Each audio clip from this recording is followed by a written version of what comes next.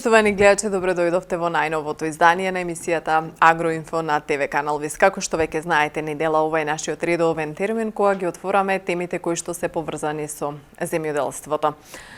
Бројките на Заводот на Државниот завод за статистика покажуваат дека на југоистокот од Македонија се зголемува бројот на овошни дрвца, со тоа се зголемува и вкупното производство. Со тоа не се заканува опасност на полека и бавно стагнирање на оваа земјоделска гранка. Повеќе за оваа тема од следниот прилог. Последните 3 години расте бројот на овошни насади на југоистокот од Македонија. Според датабазата на Државниот завод за статистика, бројот на овошни дрва расте, а со тоа расте и бројот на произведено овошје. Вишни, цреши, кајси, јаболка, круши се само дел од овошките кои натежнале на откупните ваги во 2017, 2018 и 2019 година. Единствено само благ пораст забележува производството на праски. Бројот на овошни стебла според статистиката оди во нагорна линија, што според познавачите е добар сигнал за развој на оваа земјоделска гранка. Земјоделските експерти советуваат да се искористат есенските денови, доколку овоштарите сакаат да засадат нови садници. Најдобро време за садење на овошните садници е есента, веднаш по паѓањето на листовите, а тоа е крајот на ноември. Ако временските услови се добри, садењето може да се изврши и во месец декември, ако температурата е над 0 степени, а почвата е доволно заситена со влага, додаваат агроинженерите. Доколку садниците од оправдани причини овоштарите не ги засадиле есента, тогаш садењето може да се изврши крајот на февруари и почетокот на март се до потерување на пупките. При пролетното садење садницата расте подоцна и има помал раст во однос на есенското садење. Експертите додаваат дека доколку површината претходно е обработена на длабочина од 60 до 70 см, садењето да се врши во помали дупки, за да може корените да се сместат во дупката. Ако површината пак е поплитко изорана, садењето се врши во поголеми дупки, широки до 1 метар, а длабоки 60 до 70 см.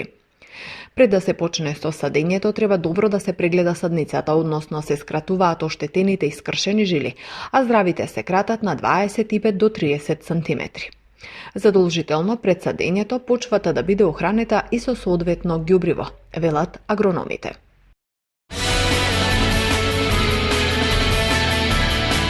Климатските промени, факт долги години наназад, дека се опасност за земјоделскиот развој, адаптацијата на земјоделското производство врз промените кои што ги носи климата, се јавува како нужно за земјоделците да го заштитат својот род и да може она што е произведено, што е засадено да се најде на пазарите.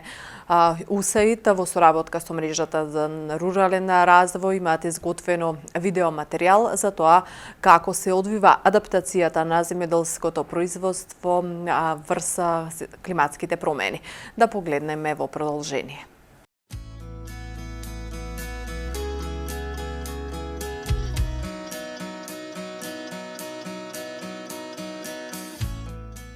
Климатските промени како глобално прашање со својата комплексност полека, но сигурно се наметнува како светски приоритет. Еден од најранливите сектори од негативното влијание на глобалното затоплување е земјоделството, односно производството на храна.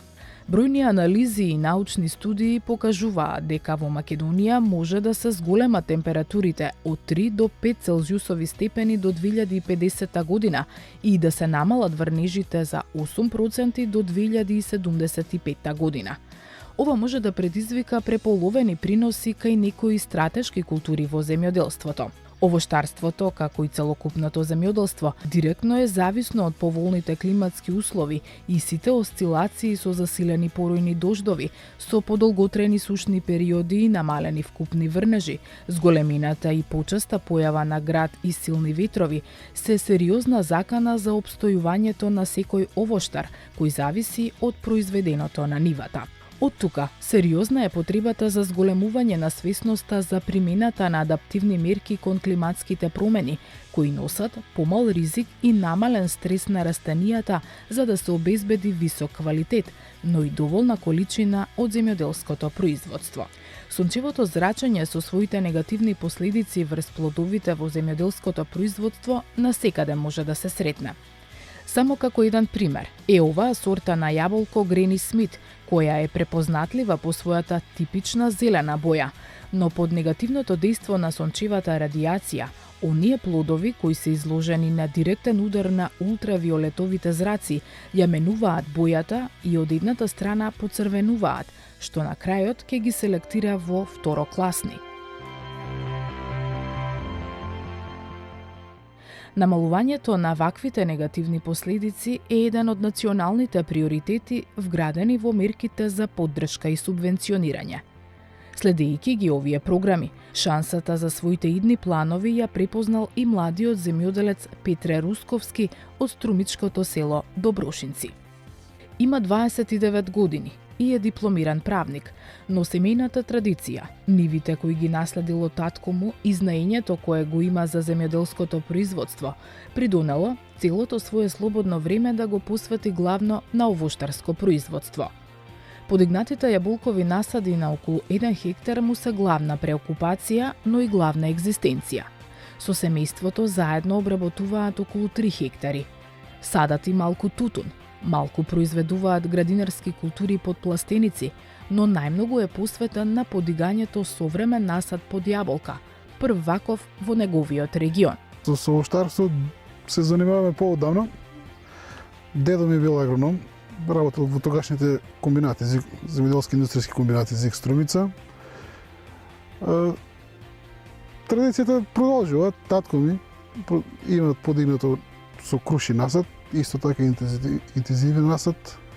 Идејата за современ насад со густо насадени дрва и целиот покријан со мрежа за заштита од штетното влијание на сонцето и за заштита од град ја добил уште при планирањето. Заедно со советникот Стојан Глигоров од Агенцијата за поттикнување на развојот на земјоделството, од Струмица заминуваат на едно показно патување на насад во Кумановско Младо Нагоричане. При посетата на овој насад, кој е опитно поле опфатено со проектот за адаптација кон климатските промени, проект на УСАИД кој го спроведуваше на терен мрежата за рурален развој, видел и одлучил дека и неговиот насад сака така да изгледа. Во околните држави во Србија, во Грција, натаму по интернет, гледавме како се направи насадите. Пратејќи ги медиумите, гледав цело време бе во тек со повиците. Имаше повик лансата година 2015 за млад земјоделец мерка 112. Бе во подрачната агенција за поддршка и развој, заедно со одговорниот советник таму, Стојан Глигоров. Направивме консултации, му кажав која ми е идејата, што сакам, како сакам, разгледавме неколку клипа таму во агенцијата, може да се изведе, нели може, има ли услови нашите клими, како се тоа. Поддршка, сакам да кажем дека имавме огромна од Агенцијата за поддршка и развој. Тие дури ме стимулираа уште повеќе, дека во тоа е еднината, дека дори тој ми рече, вика, подобро, вика, 1 декар, вика, интензивен насад, него 2 хектара, вика, така, вика, да има засадено по старите системи. И главно од таму. Идејата значи беше понудена од наша страна и понудена исто така размислена од страна на земјоделскиот производител кој што е млад фармер, меѓутоа со добри идеи кои што значи вредат понатаму за да биде сигурен во неговото производство, сигурен во неговиот квалитет на производство и така да овие заштитни мрежи и овој млад насад кој што гледаме, кој што во една прекрасна кондиција, сметаме дека понатаму ќе вложи со профит. Откако советникот Глигоров увидел дека е сериозен во намерите за осовременување на насадот под јаболка и откако на терен виделе како изгледа еден таков насад и се увериле во предностите на примината на мрежите за засенчување и за заштита од град во овоштарството, ги започнале процедурите на прибирање на документите потребни за апликација за поддршката. видовме дека поставувањето на мрежите како заштитни мрежи или заштита од климатските непогоди може да допринесат доста во развојот на земјоделското стопанство или во однос на заштитата при самата обработка или производство. Идејата како дојде за таа ситуација, значи за да се направи една финална конструкција или идеја се потребни двајца луѓе. Значи тоа е се едната страна е Агенцијата за поттикнување на развојот на земјоделството како советници, пратејќи ги мерките од рурален развој. Поточно се работеше за мерка 112, значи со повратни средства од 600.000 денари. Уманово на Горичине бевме, имаше поставено на круша, не знам колку точно, преку се беше. Едно огромно искуство. Видевме како се поставено, ги видевме резултатите. За наша среќа имаше дел кај што беше со заштитни мрежи, а па наредната година дел што не беше заштитен и гледавме разликата. Значи имаше побујне, поголем прирост на растенија, имаше повеќе плодови за разлика од таму кај што беше од град зафатена површината. Поддршката за млад земјоделец предвидува неповратни 10.000 евра. По направениот план, Петар Русковски се одлучил до крајната цел, современиот насад, да дојде на полесниот и финансиски поприфатлив план кој предвидува поделба на инвестицијата во 3 фази, односно постепено во 3 години. Мерката 112 предвидува помош на млади земјоделци до 10.000 евра, повратно 10.000 евра. Јас имам аплицирано негде за поврат околу 500.000 денари, така нешто. Толку офаќаше, значи, целиот проект. 2015 аплициравме, значи за поделене на 3 рати, на 3 дела, така може да издржиме финансиски. Значи првата година 2015 беше танирача и атомизер за прскање. Ова година 2016 е предвидена мрежата. Насадот под јаболка е поделен на 3 парцели. На првата веќе беше готово поставувањето на мрежата, додека на другите 2 површини поставени беа металните столбови и жиците и се подготвуваше местењето на UV заштитната мрежа.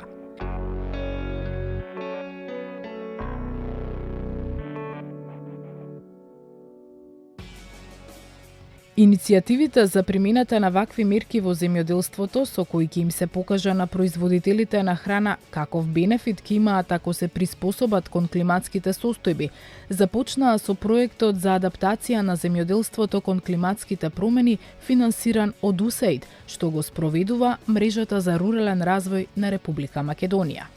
Преку директни опити, преку апликативни мерки, земјоделците сами се уверат кон од користа на овие апликативни мерки. Тоа е всушност и крајната цел, така што и ова успешна приказна се заврши на крај со директна апликација на овие мерки од самите земјоделци кои што ги видоа овие бенефити.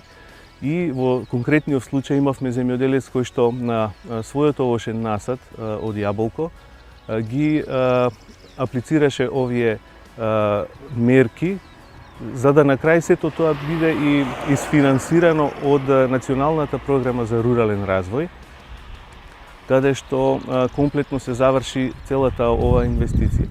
Примерот на младиот земјоделец Русковски, како доказ дека е можна реализација на современ насад, ги поттикна и браќата Тасеви, кои се одлучиле за насад со круши кои се повеќе се бараат на пазарот. На само 10 километри во селото Колишина, насадот веќе навлегува во полна родност, а со тоа расте и желбата и потребата и на овие земјоделци да го покријат насадот со мрежи. По сите завршени консултации, веќе и тие имаат аплицирано за поддршка и чекаат одговор од Министерството за земјоделство, шумарство и водостопанство. Но насадот во Добрушинци, кој уште оддалеку, кога ќе поминувате по патот кон селото, ги мами вашите погледи со својот современ изглед, се покажа дека е само еден успешен пример, како показател дека вакви насади треба и може да никнат на многу повеќе локации во Македонија, искористувајќи ги поволностите и поддршката од националните програми.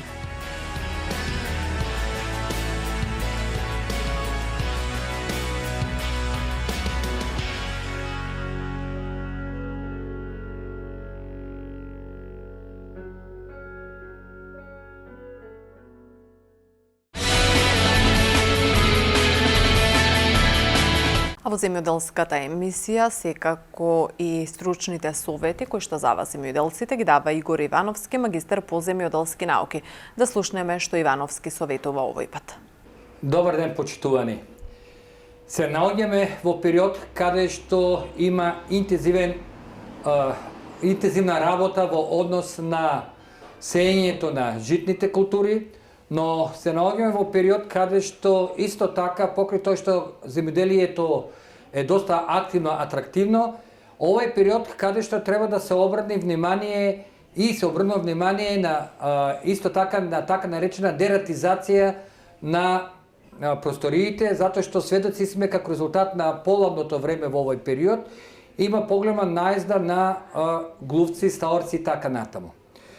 Кога станал збор за Хемомак пестициди, Велес, компанија кој што ја знаете веќе подолг период преку овие наши прилози кои што се емитуваат во земјоделскава емисија, а и општо знаете дека е една од поводечките бројни, може да се каже, компанија од областа на земјоделието.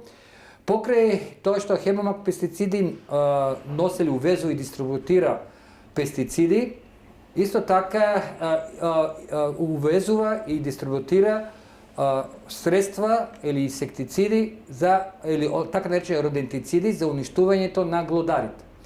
Ќе искористам оваа прилика да ви дадам неколку совети во однос на уништувањето на глодарите, и тоа од страна на Хемомак пестициди се увезуваат и дистрибутираат од палетата на Бродисан следниве мамци за против глувци и стаорци, и тоа Бродисан Блу, кој што всушност представува свеж мамак, значи во однос на гел или локуми, што би народ рекло, неколку натре се парчиња спакувани, натре има и ракавица со цел да не се со гола рака фаќат овие мамци, затоа што да не се нанесе мирис човеков врз мамците, тогаш стаорецот, особено сивиот, нема да јади. Исто така, тука се важни и може да се употребат Бродисан, пелети, како и Бродисан пченица, тоа се исто така тврди мамци. Покрај овие тврди мамци, од палетата на Бродисан, Хемомак пестициди увезува и Бродисан концентрат, течен родентицид, кој што најчесто може да се употреби за приготвувањето на мамци со жито, или пак најчесто се употребува и како концентрација нанесува на места каде што има брашно или жито, и тогаш доаѓаат глувците, стаорците, пијат од концентратот и доаѓа до изумирање, значи тровање на и уништувањето на сите глодари, и со тоа се спречува наезда, односно штетност од самите глодари. Во однос пак на, рековме, уништувањето на штетните бубашваби, најчесто по домовите и така натаму, кујните и така натаму, тука е Pest Fix гел, кој што се карактеризира со тоа што се пробушува долу и се нанесува само по неколку точки бели на одредено растојание. Овој гел ги мами бубашвабите, и тоа црните и кафените, тие јадат и изумират. И само накрај, во однос на поставувањето на мамците отров за глувци, ќе нагласам дека тие треба да се постават на хартиичка и на скришни места по кјошината, по аглите, одоздола некаде кај што се движат глодарите, глувците и стаорците, се остават и после јадењето, они во рок од 24, односно 48 сата, најчесто надвор, изумираат затоа што доаѓа до гушење кој што е предизвикано од распад на крвниот систем, затоа што сите се од групата на антикоагуланти. Во однос пак на Агрорадомак, во ова прилика ќе нагласам дека неколку пати досега зборувавме, Агрорадомак оваа година ја увезе палетата на есера. Карактеристично за тоа што ова е есерата кој што се карактеризира со најголем процент на хумусни киселини, нормално има и калиум, има и органски материи и така натаму, но многу се важни хумусните киселини кои што се движат 22%, значи може да се каже еден од најголемите проценти на хумусните киселини, кои што се важни во раст и развој на самите растенија. Хумусните киселини се карактеризираат со тоа што го стимулираат самото растение да прави коренов систем, односно коренови жили, а со тоа понатаму растението да се развива и да ги убрзува сите овие процеси. Дозана употреба е во колку е со заливање, значи може во расад, дозана употреба изнесува од 20-25 мл во 10 литра вода, значи едно капаче во 10 литра вода, а понатаму во колку е во систем капка по капка, дозана употреба е 1 литрон на декар. Во однос на Агроуник, сакам да нагласам дека Агроуник се карактеризира со тоа што има по палета што веќе ја знаете од областа на ѓубрива и тука сега ќе го спомнам Славол С. Славол С се карактеризира со тоа што за разлика од Славолот и Славолот ВВЛ, Славолот С е наменет кај семенскиот материјал, односно со цел семенскиот материјал по квалитетно и во поголем процент да поникне, треба да се третираат со Славол С. Во колку станува збор за житни култури, тогаш препорачува Славол С да се раствори во, да речеме, едно шише од 100 мл во 100 мл вода и да се испрскат семенскиот материјал, пример житото да го, пример тоа е најчесто домашното, али не штети и купечкото, да се убаво испрска семето на житото, ќе се почека да се просуши малку и потоа се сее. А во колку понатаму сакате да го стимулирате поникнувањето, например, во градинарството, пиперот, кој што знаеме е малку потешко поникнува и бара малку поголеми услови во однос на температура и влага, Славолот С се употребува на тој начин, па и на другите градинарски култури.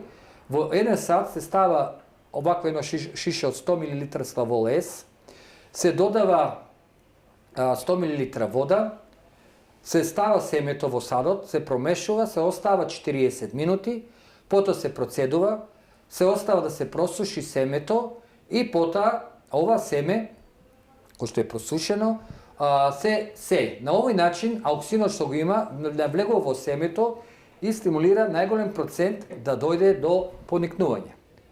Ова, почитувани гледачи, е сосема кратко за денешнава емисија. Нормално ние и во иднина ќе даваме совети, препораки, а со цел да имате поголем квалитет во самото земјоделско производство. И секако за крај на ова наше дружење да погледнеме што се случува надвор од Македонија кога станува збор за современи земјоделски технологии.